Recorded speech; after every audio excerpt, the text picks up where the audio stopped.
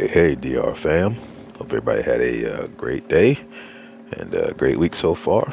Let's do a quick recap of what's going on with our two favorite things to look at, the ES and the NQ. Um, so, of course, it's a little late. So, if you look, this is today's candle, this big green candle on both of these, on ES and NQ. And if you look at what happened today, right, bullish fair value gap on daily, came down into it and then took off. All right. Now in here also we started this yesterday. We talked about this last night, I believe.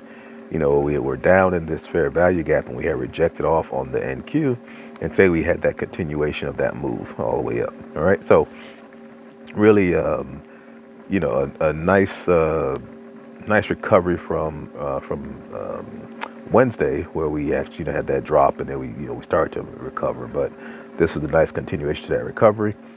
So headed back up. You can kind of see the over. Now most of that move though was overnight. You kind of see we're doing that little positive move again on both.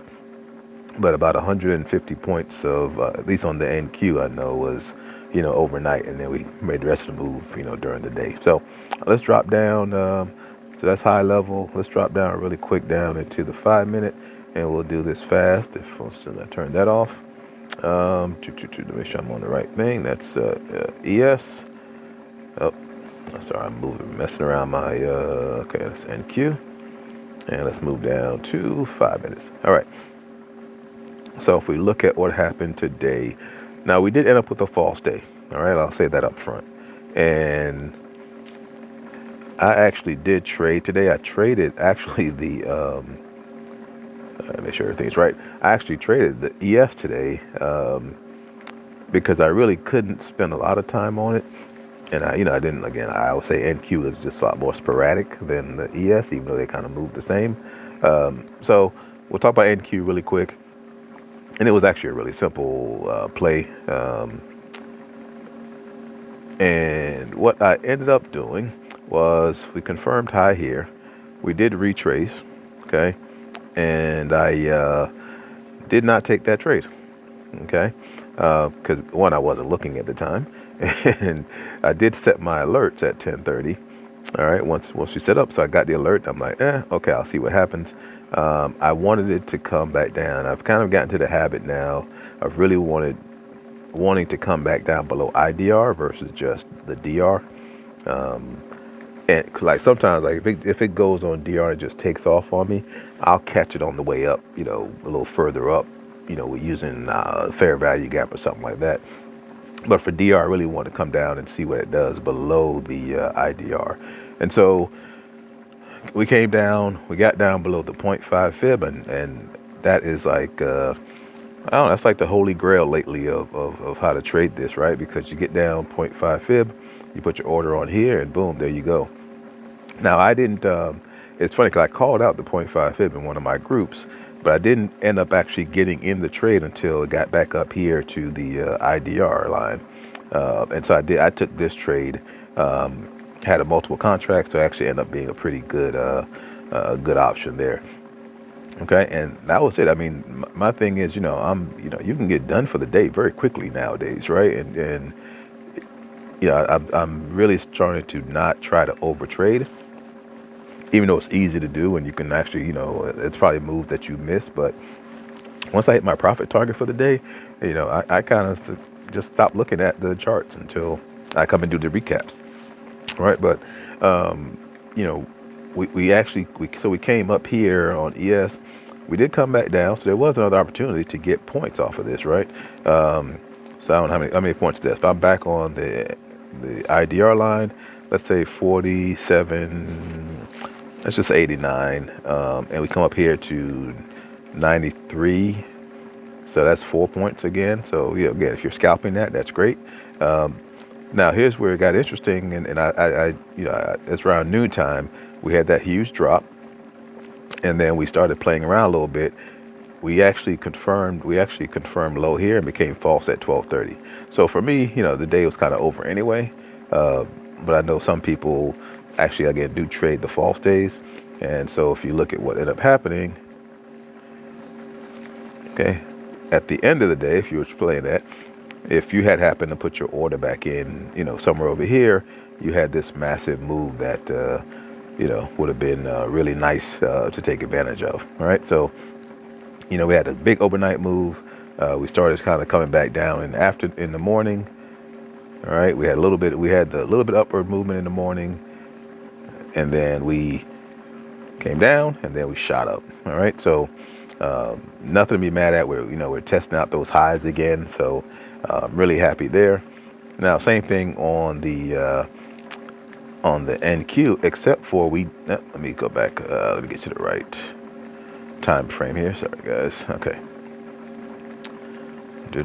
Trying to get there. Okay, here we go. That's what I'm looking for. All right. So, if you look at on the NQ, what we started with, right? So similar kind of thing here, where we had, a nice move. We had a nice move up, right?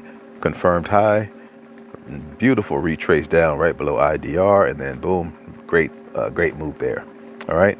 So that was a really nice, if you're doing NQ, that's a really nice move. Again, if I could watch it and really stay in it, that probably would have been a really a great trade. All right. Hard part of doing things like, on your phone, like if I was using my tablet, it'd be different. I can see both at the same time, and I could do that on my phone, but it's really hard to do multiple trades like that. So I may have to start like just pulling my tablet out and using that during the day when I want to like trade both of these at the same time. But if I was here, I would have, definitely would have grabbed this trade right here and taken that up. Now again, you had a huge drop. It had some retirement setup tendencies, right? Because if you would actually got in here, you actually had some nice, you had a nice move here that you could have taken. That's about 20-30 points that you could have gotten on the NQ. So that's nothing to sneeze at. We ended up being false, and then having that huge run up toward the afternoon. So, again, just overall, just a good day. This last couple of days before that have been kind of messy, right? You had to really be paying attention. This was more of what we like to see in our moves for the DR. But at the same time, we did have false days. So if you're not a false day trader, like once it goes false, you kind of, you're not sure what's going to happen. And that, which is me most of the time. I wouldn't have been in any of these trades, or I wouldn't have been in that run up, but I would have been okay because this would have been the trade that I was looking for, or would have been happy with that trade. So anyway, I hope this is helpful as always. Questions, put them in the comments. But again, keep sticking to your rules, follow your plan, follow your your risk management policy or plan, and just stay with that, right? Somebody asked me, one of the questions I got was, when they get stopped out of a DR trade, they tend to get a little gun shy about getting back into it. And what I'll say is, you got to remember, DR is not 100% trade. There's no such thing as 100% strategy, right? Any of this stuff, whether it's ICT, DR, SMC, SMT, pick whatever you want, Fibonacci, whatever you want to use as your way you get in and get out of trades. There's no 100% guarantee of any of this, right? DR is an 80% trade. So what I found and what I kind of go off of, and I tell everybody is, 80% of the time you're gonna win the trade. Now you may have to scalp some, you may have to cut it short, you may have to do something else, but there's an 80% chance you're gonna win that trade.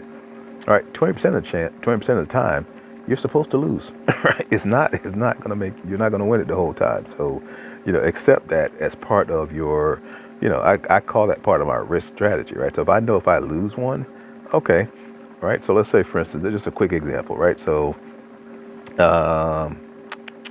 let me go back to, okay, hold on, let me do it. Let me go back. I wasn't thinking about doing this, but let me, I think it's important, right? So let me pull up, this is ES, right? So today ES has a good example. Okay, let's say you come in here, you had your confirmation here, right? And then price decided to retrace down. So you put your order on IDR, on DR, okay? Now that's 47.91, okay? Over here, price gets up to 47.95, so that's 4 points. So let's say you didn't take that trade. All right. and your stop loss is down here 5 points down. So price goes against you. You know, you didn't take your profit up here. Price goes against you, stops you out. Oh, right, trade done. You know, you're down 5 points, all right, or whatever your risk is on that trade. Now, you can do one or two things. You can say, oh man, I lost, and stop trading. Or you can say, okay, all right, I lost here, right? That trade went out the window, but I came down below IDR, below zero point 0.5 fib. All right, so now the next trade for me is to be putting my order right here. All right, and so you can't tell me that you would not have made up for this loss on that trade. All right, not saying it's gonna work all the time, but majority of the time that's what happens. All right, you know, in this case, I count that as like, oh, I got in a little early, right? Or I didn't wait for the full retrace. But you don't really know, because but with the ladder strategy that I use, I'm retracing, or I'm putting my order on whenever the price goes below that particular rung on the ladder. And sometimes that rung is, you know, it's too early, and that's okay. So anyway, just wanted to point that out. Didn't want to drag it out, but you know, the goal of this is to kind of stick to the plan. Okay, so if your plan is, you know, again, I use that ladder strategy. So if price goes below here, my order's here. If price continues to go down, it gets down below here, I move my order here. Price goes down below 0.5 fib, and all right, I put my order here, because what I'm waiting for is price to pick me back up in that case, right? If price came all the way down here, in theory, I could have actually put an order in for that to go back up that way off of IDR, and you know, I would have eventually got some profit out of it. Would have had a little bit of heat, but you know, that would have been okay. I could have got a scalp off of that, right? So just stick to the plan, stick to your, you know, don't get upset when it doesn't go your way the first time, because again, that's what price is supposed to do, and none of us can really predict the market, but we sure have a great way of you know, getting pretty darn close now. All right. So anyway, way too long on this video. Apologize for that, but again, hopefully it's helpful. As we always say, love on your loved ones. You never know when you won't be able to do it again, so take advantage of each and every opportunity. Appreciate you guys, and I will talk to you later.